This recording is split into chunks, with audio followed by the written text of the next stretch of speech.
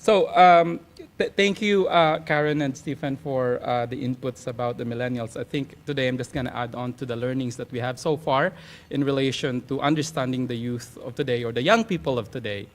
But I think as I was going to this presentation, to this venue this morning, I was just looking back at the case in point because it brings me back to not so long ago, not that I'm trying to carbon date myself here, but looking at 15 years ago when I started working on the telecom sector as the regional understudy at the time for telecoms, we were just trying to look at FMCG as a source of cross-category learnings. And I think I looked at the list of attendees this morning. We do have a few representation from the telecoms and technology space. I think what happens nowadays is that there's been a trend or a shift towards learning from the telecoms by the FMCG company. So today, I'll probably have some universal truths about the telecoms industry, but I think there's a lot of data points where our other colleagues in the industry can look at in relation to FMCG as well as other vertical markets. So I'm going to read today a presentation which includes some factual research observations as well as freewheeling commentaries on the people of today, the millennials. And in order to obtain a comparison from the general telco addressable target market, I'm going to have some references on the total addressable target market and just to highlight the comparison and probably contrast as well the young people of today, the millennials. So first, I'd like to provide you with some stated psyche. I think there's a lot of, comparison contrast already. Our study is a global study that we did just recently, just last year, and not really looking into Singapore and Hong Kong, as Karen have drilled down so adequately today. It gives us some psyche of understanding the millennials, as well as walking you through the methodology, some innovation that we did just to approach and have probably another take on how we best approach the millennials of today in the case of a telecoms case study. Followed by the key results, of course, and what takeaways do we have as professionals in the research industry, as well as to provide recommendations on the way forward in terms of research approach, as well as understanding the psyche of the millennials in the way we construct our research instruments and also thinking around it. I'd like to begin by jumping to conclusions that in understanding the millennials, as researchers, we try to spot trends, value shifts, lifestyle changes, current concerns, new language, and concepts. With this, we all know that millennials want good time, good looks, good friends, and good feelings. But who wouldn't want all of the above? Why is this generation, millennials, treated so differently while all of these universal truths appear to be quite universal as well? For one thing, their needs have not changed. They're fundamentally the same, but the expressions have become quite different nowadays. First, the smartphones. The use of smartphones have become a necessity, and it's important and its importance cannot be emphasized anymore. So texting a language, usually abbreviated language, and even in our survey results, we also see some of this abbreviated language coming out, not only in the qualitative context as well as in the quantitative context. Graphics, emojis, GIFs add fun.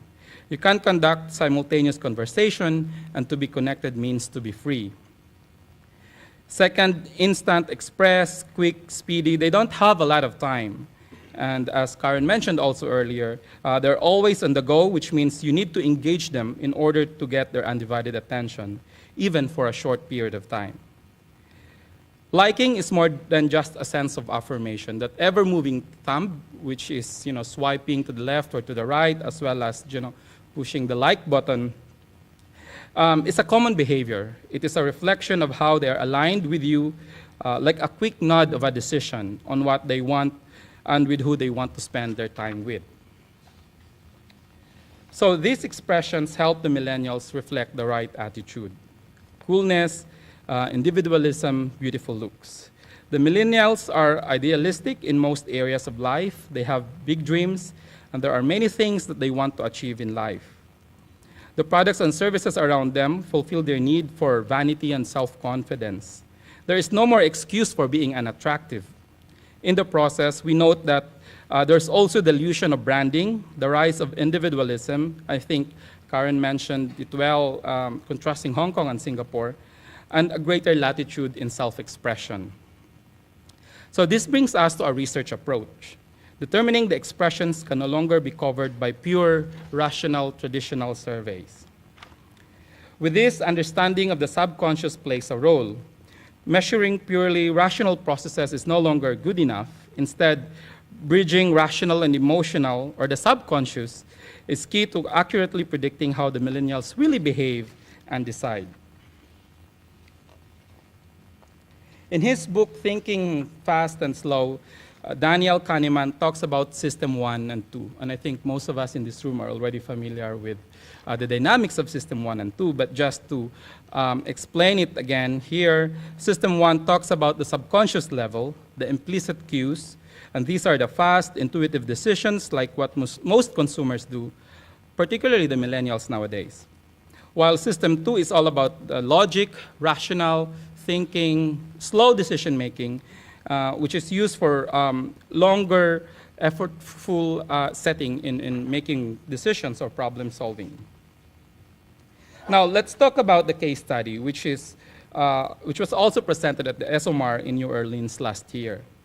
We have looked into a few concepts and areas of investigation of this study, which was a global effort spanning almost 4 months involving some of our offices globally. So at SKIM, we looked into the trends and the shifts in the telecoms industry, such as having more data, which is, I think, by the way, not only that the millennials would want more data, all of us are hungry to have more data nowadays, particularly here in Singapore.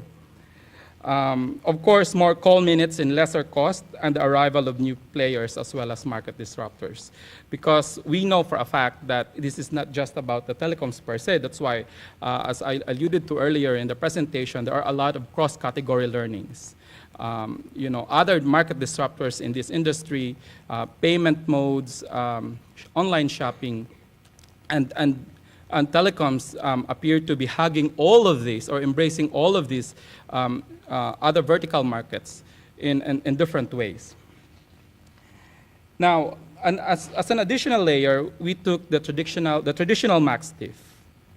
Everyone here is aware or familiar with what max diff is all about. So, as simply illustrated here, and just to give you a snapshot of how it works, it is basically an interface. It's used traditionally on a desktop interface using attributes, and on the left-hand side, for example, you are asked to choose which one of the attributes are most important, and on the left-hand side, which ones are least important. I'm not going to do a lot of number crunching today. We don't have that time. But just to give you the 2.0 of this max diff, just because we need to look at new ways of reaching out to this unique generation of the millennials. So we looked at the current behavior, how they use the mobile phones and how they interact with the world around them using the mobile phones. And swiping appears to be one of the universal expressions. So we took that behavior and put our learnings and expertise in relation to advanced methodologies and used the swipe diff as part of our modules in Unspoken, which you have the brochures on your table, which I can discuss with you separately or after the talk. So taking from the old survey design as an inspiration, we looked at swiping max diff, or simply we call it now a swipe diff, as part of the methodology, and in this context, in a strictly mobile interface. Now, what is Unspoken?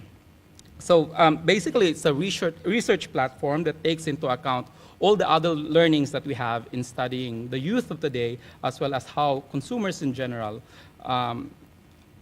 interact with the world around them. So first, we took the subconscious or the implicit research behavior, as well as the mobile user interface of that ever-moving thumb. And in this module, we looked at the swiping behavior, the right or on the left-hand side. And this approach is particularly good for measuring initial reactions to stimuli. For example, identification of which ads or messages break through the clutter. These judgments are made in isolation, which tend to be more emotional, automatic, and associative. So more of system one. And the output is a performance score from 0 to 100 that uses two inputs, swipe direction and also reaction time. And one of our hypotheses here is basically the quicker you swipe, then the more attractive you are to whatever the stimulus material is in front of you.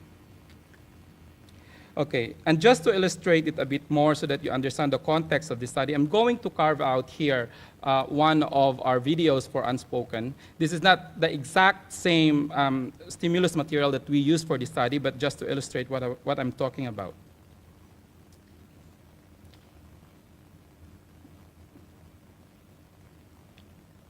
Okay. So that is just one of the modules of Unspoken, and later on I'll give you a link, and you can find it in your brochures on how you can do it on your own mobile phone. Now, going back to the telecoms case study, we found out that everybody, and I refer to the total market, wants unlimited data, reliable network, and data security. I think this is just universal, and it's the same also with the millennials. But what sets the millennials apart from the rest would be on how they resonate towards brand communications. I'll be showing a few examples here, as we have conducted this study also in the US and in the UK. I have a data point here using T-Mobile. We have tested 3 materials, starting off with the signature pink color background of T-Mobile. Please note that we are going to be consistent across the test materials using the same message but different treatment in relation to the appearance of the material and the visual. So using the same message here with the addition of a photo of its intended user. And finally, the use of more visuals hyping about the message. Now, I'd like to go straight to the differences for millennials. Playing up on the individualism of the millennials and the customization of their own self-expression, expressing yourself, be connected, and be fun. And I think this is in alignment to that, surge for, being, it's all about me. And if you look at the regional telco players as well, in the Philippines, there's a big slogan for Globe Telecoms, which is, it's all about you. And most of the bundles nowadays and the buffet or help yourself or serve yourself kind of bundling, it's all about customization to that connected self, to that individual. The millennials go out of their way to use the non-traditional offerings found in telco bundles. They are more open and experimenting using over-the-top or OTT apps such as social media, messaging, payment apps than the rest of other generations. Finally, more visuals work better in general for millennials. We couldn't really see a pattern or a direct pattern if we compare it to other generations or non-millennials. There is no consistent pattern about their preference on the use of the text and visuals in brand communications. But the last two, particularly the last one, was significantly noticeable among the millennials, and they get attracted to that even more when compared to the rest of the generations. Furthermore, we found out that the engagement is much higher using the Unspoken methodology as compared to traditional surveys. We know that the state of mind that they have is all about having fun. They have little time, so engagement is really key. And I think not only that in today's presentations that we have looked at the engagement, I think for some of you who were at the SOMAR in Shanghai this year, one of the threats or the key threats to our industry is really the poor or the weak engagement that we have in our surveys, which is, as research practitioners, we do have the task to, have another look at it or probably have another take on how we engage our respondents. So, to sum up, we know that their needs have not changed, but the expressions have. Underneath the cool exterior, behind those bamboo shades or wooden shades, sunglasses, and the hipster clothes connected to that ever-moving thumb, is a young individual who craves the same things the rest of us want: acceptance, understanding, and fun. But for the millennials, it's just a more complex world they live in, as their expressions as well as enablers have changed.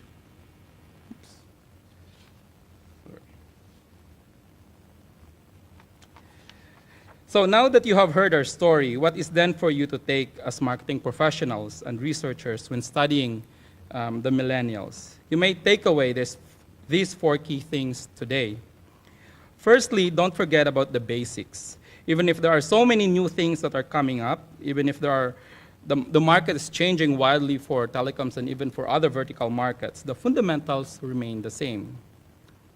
But the expressions have changed. And for telco, it still is unlimited data plus minutes. So taking that the basic learning, it's all up for us to express that need, that fundamental need creatively. Millennials are more open to other brands. They do change brands, particularly if the basics are not there or are not answered or delivered. Third is on how to communicate your brand message. Use strong, compelling visuals, of course, within the context of your message, and translating the message into something visual is easily understood than by just having plain text. Last but not the least, thinking about our own research industry, the millennials want to be engaged. We cannot have the same traditional surveys and expect that we have their full undivided attention. Hence, using a more adaptive, fun, intuitive mobile research platforms are the way forward. You may actually practice this on your own, and you have those brochures which has the same tiny URL for you to have a go of our Unspoken methodology, and that's it for today. Thank you.